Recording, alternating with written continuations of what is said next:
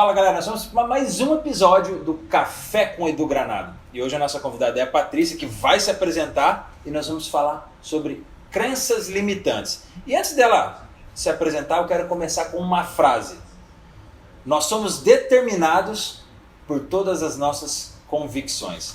Pela convicção que você tem de você mesmo é aquilo que determina quem você vai ser. Patrícia, se apresenta para o pessoal que vai assistir esse episódio do Café com Edu Granado. O que você faz, qual é o seu trabalho, qual que é o seu ramo de atuação hoje? Bom, eu sou fisioterapeuta de formação e eu me especializei em microfisioterapia, fiz os cursos de psicogenealogia, de constelação sistêmica familiar e tudo isso primeiro como paciente, como cliente. Porque a gente precisa se descobrir e nisso a gente começa a ver o quanto de crença limitante a gente traz dentro de nós. E o interessante é que hoje crenças limitantes é um assunto muito falado, né? Abriu o Instagram, pesquisou, você acha. Abriu o YouTube, Google, você acha. Só que ainda assim as pessoas desacreditam que existe a crença limitante, desacreditam que isso pode realmente existir. Alguns tendem a falar, né, vamos até colocar uma aspas, que isso é frescura. E eu vivencio e entendi como as crenças limitantes me atrapalharam no decorrer da minha vida. Hoje, com 33 anos, eu fui entender isso há 2 anos e meio atrás. E é interessante porque quando nós nascemos, nós não temos esse tipo de crença. E o que explicar para essas pessoas, o que falar sobre crenças limitantes, para que as pessoas possam entender, a pessoa que estiver assistindo hoje a gente, que crença limitante não é frescura? Não, toda vez que a gente tem um propósito, uma meta, e a gente começa a duvidar daquilo, ali tem uma crença. E essa crença ela pode ser instalada primeiro pela sociedade, depois pela família, pelos amigos. Então, e é geralmente de pessoas que a gente confia muito. Aí é que a gente fala que enraiza mais, é mais difícil de tratar, porque aquilo acaba sendo a verdade absoluta da pessoa. E o interessante e bacana, porque algumas pessoas falam, mas como que crenças limitantes são colocadas em mim através de pessoas que eu gosto? Em que hipótese o meu pai ou minha mãe, ou a pessoa que me criou, vai fazer eu ter uma crença limitante, sendo que eles querem que eu só o meu melhor, querem só o meu bem? As crenças limitantes, elas não são somente instaladas pela o que o seu pai e sua mãe te ensina, mas também pelo que você vê, por toda a parte sensorial que você tem ali, perceptiva, tanto tato, todas as linguagens que nós temos, podem instalar a crença limitante na gente? Sim, exatamente.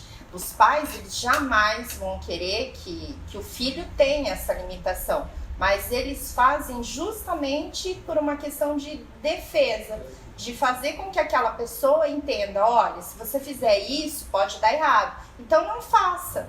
A gente, eu tenho filhos e a gente vê isso quando os meus eram pequenos, a grande maioria das falas não faz isso, não faz aquilo, não faz. Então a gente vai colocando barreiras, né? Vai colocando limitações e é por amor. E assim, as crianças, elas ensinam muito pra gente. Talvez para a gente melhorar essas crenças, eu ainda não tenho filho, mas depois de entender que muitas coisas que eu fazia era decorrente do que eu vivenciei dos meus pais, e eu cheguei a comentar com eles, e eles falaram, não, eu não fiz isso, eu não quero seu mal. Até eu consegui explicar do porquê. Depois que eu entendi isso, eu vi que algumas atitudes deles se refletiram e refletem em mim até hoje, mas muitas vezes não é porque eles queriam o meu mal. Um exemplo clássico que a gente pode usar é quando a criança chega, pai, quero ser médico. Não, filho, você não vai ser médico, não tem como. Nós somos pobres, né? Nós não conseguimos. Ô pai, quero ser jogador de futebol. Ô filho, para ser jogador de futebol tem que ter sorte. Mesmo que exista um pouquinho da sorte, mas quando o seu filho chegar, mãe, quero ser jogador de futebol.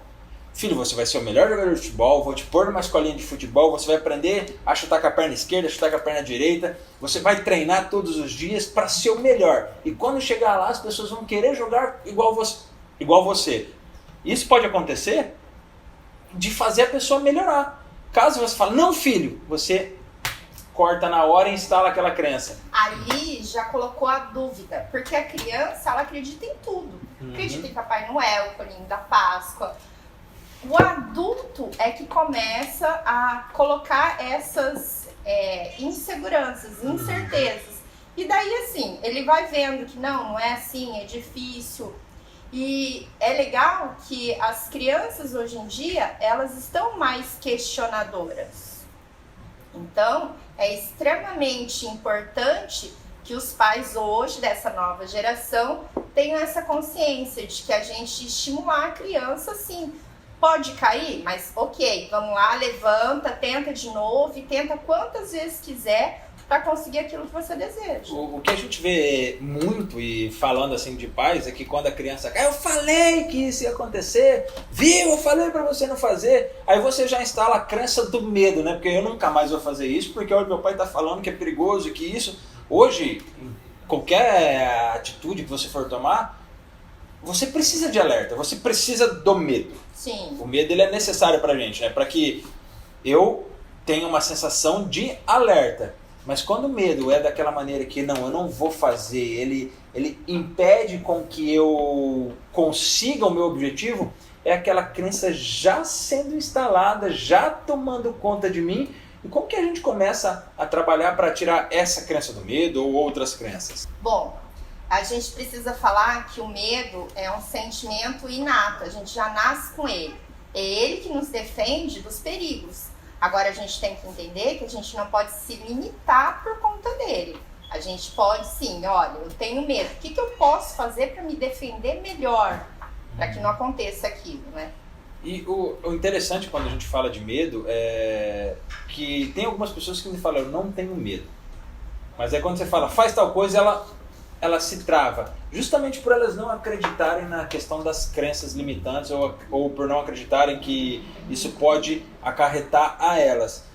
Mas o que fazer com até mesmo, ou o que mostrar, ou como ensinar essas pessoas que se dizem não ter medos, para que realmente elas possam entender que existe o medo nelas, mas que elas, ao invés de deixar aquele medo travar, elas conseguem ressignificar. E como fazer que uma pessoa como eu, que morro de medo de altura, ou o cara que morre de medo de entrar na água, ou a pessoa que morre de medo de falar em público, que é o maior medo da sociedade hoje, como começar a trabalhar essas quebras do medo, fazendo que ele possa falar, não, eu vou dar o primeiro passo, falar para 1 ou 2 pessoas, vou gravar um videozinho no Instagram, igual a gente estava conversando aqui, cara, como que eu vou? Na hora que eu começo a falar, eu, travo. Isso também faz parte das crenças limitantes? Bom, primeiro a gente tem que entender se essa pessoa que diz que não tem medo de nada, se de fato isso é uma verdade ou é uma fuga. Eu já atendi pessoas que, assim, gostam muito de atividades que são radicais. Então, assim, realmente, ela precisa da adrenalina para viver. E a gente fala que essas pessoas têm que ter um pouco de cuidado, porque muitas vezes elas buscam a morte. Sim. Inconscientemente, aquele risco é uma busca pela morte. Às vezes, ela pode estar honrando, por exemplo, pela constelação, alguém que não foi vista, que assim, foi excluído. Então, pode ter isso. Agora, para as pessoas que morrem de medo de tudo, a gente tem que entender medo do quê? Então, a gente precisa nomear aquele medo. Se é de altura, tá, mas em quais situações, né? O que aconteceu? Se houve algum trauma que fez com que aquilo se instalasse? Se é medo de falar em público, será que em algum momento essa pessoa não foi julgada? Ela não teve algum comentário que foi falado dela mesmo quando criança? Então, tudo isso pode impactar e a gente levar para o resto da vida. As crenças, elas podem simplesmente surgir ou de alguma maneira elas são instaladas na gente? Assim, não existe a crença limitante que acordei e hoje tenho esse medo, hoje tenho essa limitação, hoje tenho essa preocupação, ou elas são instaladas de alguma maneira.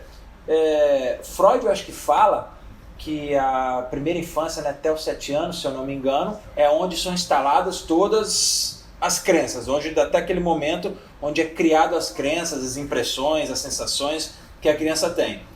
Nos 12 anos é onde a criança está realmente formada e a partir dali tudo que foi instalado está realmente instalado. Sendo assim, como fazer para a gente quebrar essas crenças? O melhor de tudo, né, é que mesmo sendo instalado até os 7 anos, até os 12, tendo tudo formado, a gente consegue mudar ou trocar o cartão de memória, né? Tirar aquela memória que estava e colocar um cartãozinho de memória diferente. Eu acredito que assim, até os 7 anos, essas memórias elas são instaladas mais facilmente. Então, porque a criança ela aprende muito rápido, então ela está absorvendo não só aquilo que ela escuta, mas o que ela sente, o que ela vê. Isso tudo ela vai aprendendo e assimilando. A partir disso, ela vai reforçando aquilo. E eu digo mais, a gente não é só o que a gente recebeu da infância, a gente recebe essas memórias genéticas dos nossos pais, dos nossos avós, afinal a gente é cópia idêntica deles, sim, né? Então, a gente muitas vezes, o que os nossos ancestrais viveram foi programando aquela célula e pode ser que a gente, quando viva algo similar, a gente desperte aquele trauma, aquela crença. Então, eu acredito que assim, já vem instalado e outras a gente reforça com conta-gota ou de uma vez. Então, muitas crenças nossas são instaladas no nosso subconsciente. Exatamente. Nós temos a mente consciente, né, que é a que menos trabalha, ela só reproduz aquilo que o subconsciente já está instalado, né? Então, a maioria das crenças, talvez 100% delas, seja instalada no nosso subconsciente e por causa de alguma coisa ela vem à tona.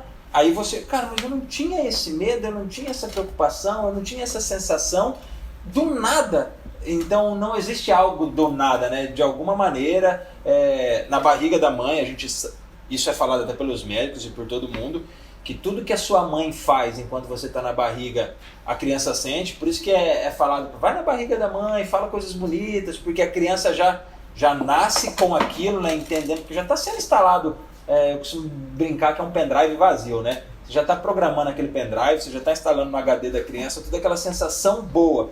Então, provavelmente, essas crenças que hoje, eu com 33 anos, começam a aparecer algumas, foi porque, talvez na minha infância, ou talvez antes de eu nascer, para alguns religiosos falam que é maldição hereditária, né? Para outras pessoas falam que é genética, que vem dos ancestrais. Então, em algum momento eu tive, seja meus ancestrais, seja maldição hereditária, em algum momento ela pode aflorar se eu não tomar cuidado com isso? Exatamente.